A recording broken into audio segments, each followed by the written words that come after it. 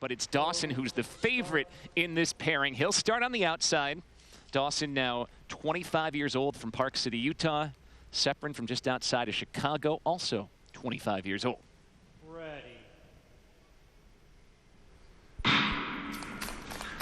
Bill, these men train together every single day.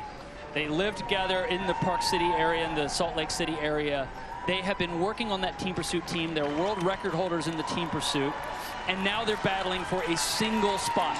Only one position from the U.S. will make it into the 5,000 meters. Dawson is the favorite. Seprin has bested him before, but this is an exciting matchup. I think this is likely the 5,000 meter pair of the day. Dawson has already earned an Olympic spot in the 10,000 based on his World Cup placement in the distance events over those first 4 Fall World Cups. So we'll see him in the longest event, but the 5,000 is right now where he's at his best and where he has his best chance for a medal. He picked up that win on the World Cup in Calgary back in November. A time of 6:01.84, an American record. And Gabriel Gerard, his coach, told me earlier today that he thinks it wasn't just the best 5,000 ever by an American. He said it was the best 5,000 meters skated in the history of the sport. That's what he told me earlier today. He said the way he paced it was in Calgary instead of Salt Lake, so the ice there is a little bit slower, yet he was only a second off the world record. He doesn't think anyone's ever skated the race better than Casey did that day in November. I think there's a real argument that could be the case. It's a little hard to argue with a world record or not, but he was just tenths of a second off of it. And I gotta say, 4 years ago, no one on earth would have had Casey Dawson as the man to break that bad streak of 20 years of no American on the 5,000 meter gold medal podium. But he has done it phenomenally well, and he is in the hunt in every World Cup 5,000 at the international level. Part of the reason is the way he skates this race. We look at these splits. Both these men are right at that 29-second mark, and they just make it look effortless. You see both of them skating with both arms on their back. That's a real change. No one skated that before. About 4 years ago, you'd swing the arm like a pendulum. You'd use it to kind of relax you. Now they put it on their back, and they're cruising around here close to 30 miles an hour, making it look like a walk in the park. Dawson is edged out in front of Seprin here. Again, Dawson has the red armband currently on the outside. Still not a crazy gap, but building nearing the midway point of this race. 29.65 for Dawson on that lap once again. Keeping all these splits, both these guys, they are experts at doing this. They are masters at being able to keep themselves on the split time they need to and do it the same lap after lap. Big draft there, if you notice. Ethan Seprin, even though he was moving the outer lane, he hung out right on Casey Dawson's back for the entire straightaway. You're looking for a tenth or two on any lap, anywhere you can get it. That draft can give you a little tiny pull. Even though he's a bit off the pace, it gives him just a moment to catch his breath and try and make up a little gap there. Another 29.5 for Dawson. Like a metronome, lap after lap after lap after lap. He's right on that low 6:10, 6:15 pace that I think it'll take to win this, and maybe even faster. And these two have hit the top speed so far, both over 30 miles per hour on that last lap. Pretty clear that you're going to see the Olympic spot decided in this pairing, and right now it continues to be Dawson on the upper hand, about 20 meters out in front of Seprin, and that equates to 1.55 seconds. Opened up a half a second just on that lap. We're starting to see the times come down for Dawson. Yeah, and this is the thing that Dawson does that almost no one in the world can do. He sets out that split pace that lots of people can hit at the international level. You see people who can do this 29s, but it costs them a lot. It costs them so much that they fade or really explode. We saw Dawson when he won that World Cup victory in Calgary, that 6:01. That was a mind-blowing time when he skated it. What we saw is the last 3 laps, he pulled it down into 27 seconds. It's just mind-blowing. We were dumbfounded watching that race, and it's incredible to see the power he has at the end when everyone else is just hitting the wall, that he is able to fight through it. Gabe Gerard said earlier today when I asked him how has he taken this big leap forward to be a medal contender individually, coming up on 4 laps to go here. He said he's just matured off the ice. So not only has he improved his skating, but now he understands his nutrition.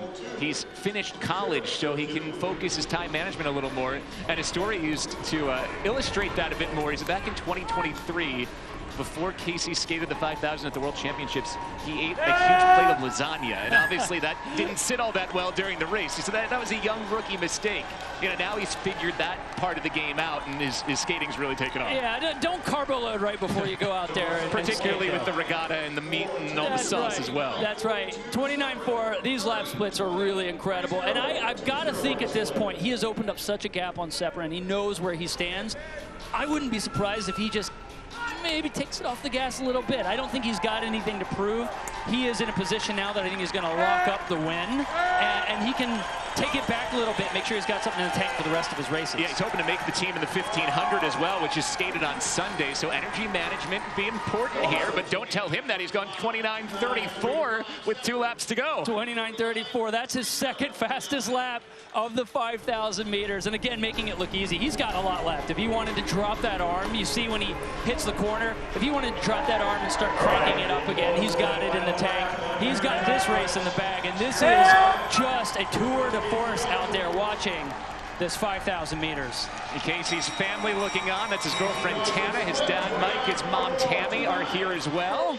Casey's heard the bell. He's 17 seconds ahead of Dunphy's time, more than 5 seconds ahead of Sepran. Another 29.4 lap to boot inside the final 400. This is a master class. Every single one of these laps has been within 0.4 of a second, start to finish. Now he's dropped that arm. That's when you start cranking it up here, start building up a little speed, try and bring it home in front of the crowd. He already had a spot in the 10,000 meters, and now Casey Dawson's taking a big step forward in the 5,000 as well. With 1 pair to go, he sets the mark of 6:12.86. Sepran into second, goes sub 6:20.